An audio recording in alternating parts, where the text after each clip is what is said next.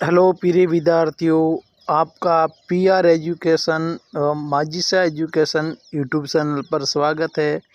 मैं आज लेकर आया हूँ कक्षा 8वीं का हिंदी का पेपर, जो आपके आने वाली अर्धवार्षिक परीक्षा के लिए वरदान साबित होगा। प्रिय विद्यार्थियों, ये आपके 2.5 घंटे का होगा पेपर, पूर्णांक 70 नंबर का होगा। पहला प्रश्न है आपके, बदलू के आंगन में किसका पेड़ था? बदलू के आंगन में किसका पेड़ था? आम का, शीशम का, नीम का या अनार का? तो इसमें सही है आम का। अगला सवाल है, लेखक को बस लग रही थी, लेखक को बस कैसी लग रही थी? दहनीय, खराब, जर्जर या टूटी फूटी, यानी उसको लग रही थी दहनीय।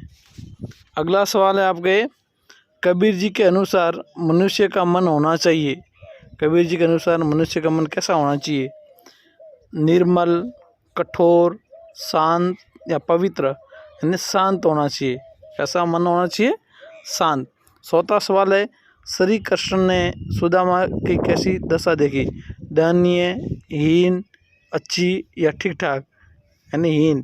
प्रिय विद्यार्थियों, मेरी आपसे एक रिक्वेस्ट है, आप मेरे चैनल पर नए हो तो प्लीज़ मेरी आपसे एक रिक्वेस्ट है, मेरे चैनल को सब्सक्राइबर करें, लाइक करें और शेयर करना ना भूलें, क्योंकि मैं हमेशा आपके लिए नए नए वीडियो लेकर आता हूं। तो आपका एक फ़र्ज़ बनता है कि आप मेरे चैनल को सब्सक्राइब करें, तो इससे मेरा मोटिवेशन बढ़ेगा और मैं हमेशा आपके लिए अच्छा वीडियो लेकर आऊँगा, जो आपके आने वाले एग्ज़ाम के लिए वरदान साबित होगा। अब चलते हैं अति लघुत्तम प्रश्न की ओर।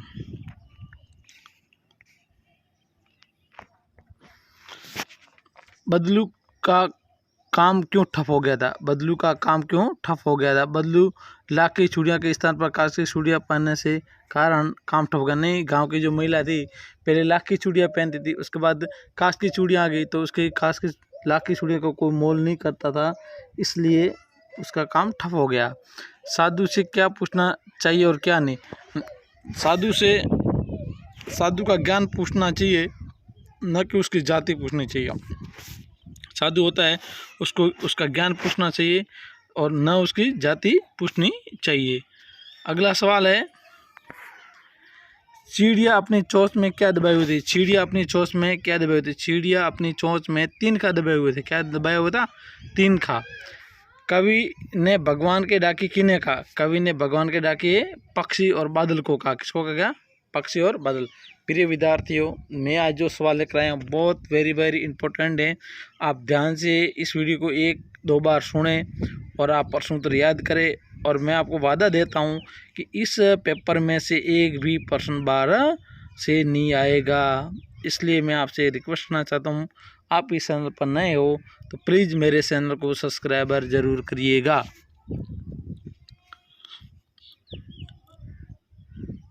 लघुत्तरात्मक प्रश्न है, मैं हर पेड़ को अपना दुश्मन समझ रहा था, लेखक पेड़ को दुश्मन क्यों समझ रहा था? यानी इसका उत्तर है, जब बस की दशा ऐसी थी कि उसकी ज़बरदस्ती चलाया जा रहा था, कभी भी उसकी ब्रेक फेल हो सकती थी या कोई पुर्जा खराब हो सकता था। इसी भयभीत मन स्थिति में जो भी पेड़ आता उसे देखकर लेखक को डर लगता कि उसकी बस उससे टकरा जाएगी, इसलिए लेखक पेड़ों को अपना दुश्मन समझ रहा था। यानी लेखक ऐसे समझ, जो थी गाड़ी उसकी हालत बहुत ख़राब थी और उसका ब्रेक भी फेल था और सामने सड़क पर पेड़ आते थे, तो लेखक ये सोच रहा था कि ये ब्रेक अभी फेल हो जाएगा और ये पेड़ से टकरा जाएगी, अभी ब्रेक फेल हो जाएगा, पेड़ से टकरा जाएगी, इसलिए हर पेड़ को अपना दुश्मन समझ रहा था।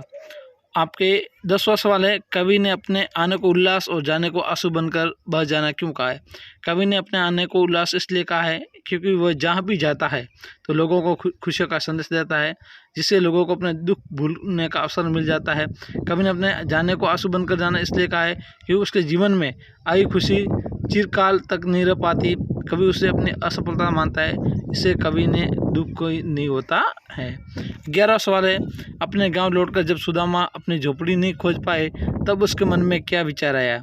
कविता के आधार पर स्पष्ट कीजिए। यानी सुदामा जब अपने गांव लौटकर झोपड़ी न खोज पाए तब उसके मन में विचार आया कि कहीं चले चले रास्ता भूल गया, यानी चलते चलते मैं कहीं रास्ता भूल गया, वापस द्वारका आ गया हूँ। पहले मैं तो यहाँ जब यहाँ से निकला द्वारका तब मेरे यहाँ झोंपड़ी थी, अभी महल है। तो इसका मतलब मैं मेरे गांव में नहीं है, दूसरे गांव में चला गया हूँ। साइकिल चलाना किसका प्रतीक बन गया? यानी पहिया है, जो जहाँ एक पहिया पार्ट है उसमें एक सवाल है, इस साइकिल चलाना किसका प्रतीक है? तो साइकिल चलाना महिलाओं की व्यक्तिगत आज़ादी का प्रतीक बन गया। इससे उन्हें पूर्ण स्वतंत्रता मिल गई और वे कहीं भी किसी समय बंद मुक्त होकर आ जा सकती थी। साइकिल प्रतीक बन गया आज़ादी का, व्यक्तिगत आज़ादी का। अब आपके आगे सवाल है व्याकरण संबंधी, यानी सर्वनाम किसे कहते हैं, उसके प्रकार के नाम लिखो। तो संज्ञा के स्थान पर प्रयुक्त होने वाले शब्दों को सर्वनाम कहते हैं। संज्ञा के स्थान पर प्रयुक्त होते हैं उस शब्द को सर्वनाम कहते हैं। सर्वनाम के 6 भेद होते हैं। कितने भेद होते हैं? 6। पहला है पुरुषवाचक, निश्चयवाचक, अनिश्चयवाचक, संबंधवाचक, प्रश्नवाचक और निजवाचक। आगे सवाल है 14, पर्यायवाची शब्द लिखो। क्या लिखना है? पर्यायवाची शब्द। आकाश का हो गया नभ, व्योम, अंबर और गगन। कमल का हो गया जलज, पंकज, नीरज, सरोज। बादल का हो गया घन, मेघ, जलद, नीरद। और जल का हो गया पानी, नीर, वारी और तोय। अगला सवाल है निम्नात्मक प्रश्न, कबीर की साखियाँ क्या संदेश देती है? कबीर की साखियाँ जो पाठ है उसमें एक सवाल है, कबीर की साखियाँ क्या संदेश देती है? इसका थोड़ा उत्तर बड़ा है, इसलिए मैं आपको नहीं बता सकता हूँ, क्योंकि जब मैं इसको बताऊँगा तो आपका वीडियो बड़ा हो जाएगा। तो आपके सजीव पासबुक में से इसका उत्तर दिया हुआ है अन्य महत्वपूर्ण में। कहाँ दिया हुआ है? अन्य महत्वपूर्ण में। आप इसको पढ़ लेना, याद कर लेना, क्योंकि ये जो सवाल है बहुत वेरी मोस्ट इम्पोर्टेंट सवाल है। जरती हुई पत्ती थामे को बेटा एक हाथ से क्या ताप रहे, यानी जरती हुई पत्ती, जब पेड़ से पत्ती गिरती है तब उसको सहारा देने के लिए कुछ न कुछ चीज़ मिल जाती है। ऐसे भी असफल व्यक्ति हुआ है, उसके लिए कोई न कोई सहारा बन जाता है, यानी उसको हिम्मत बन जाता है कोई न कोई कि भाई ये काम तेरे से नहीं हुआ है और हिम्मत कर, ये तेरे से हो जाएगा। यानी हमको सहारा बन जाता है जब किसी की असफलता मिल जाती है किसी को, तो हम उसको हिम्मत बना कर नहीं भैया अब की बार तो तैयारी करेगा, तेरे अच्छे नंबरों से तो पास हो जाएगा। तो ये उसको सहारा बन जाता है। 16 सवाल है, पक्षी और बादल को भगवान के डाकिए क्यों कहा जाता है? पक्षी और बादल यानी ये एक देश की सुगंध दूसरे देश को भेजते हैं। अब जैसे साइबेरियन सारस है, जैसे वो पक्षी आते हैं तो हमको पता चल जाता है कि भाई ये साइबेरियन से आए हैं। तो जैसे गुजरात से कोयल उड़ के हमारे राजस्थान में आ जाती है तो हम पता लगाते हैं कि ये तो गुजरात से आई है। तो उसे पक्षी और बादल एक भगवान की डाकी है, एक दूसरे का संदेश देते हैं, बताते हैं कि भाई वहाँ से ये चीज़ वहाँ आई है, वहाँ से चीज़ वहाँ आई है। आपने 8वीं कक्षा उत्तीर्ण कर लिए, अब आपके एप्लीकेशन आएगा। आपने 8वीं कक्षा उत्तीर्ण कर लिए तथा 9वीं कक्षा में प्रवेश लेना चाहते हैं, अपने विद्यालय के प्रधानाध्यापक जो स्थानांतरण प्रमाण पत्र TC हेतु प्रार्थना पत्र लिखना है। तो आपको TC हेतु प्रार्थना पत्र लिखना है। कैसे लिखना है?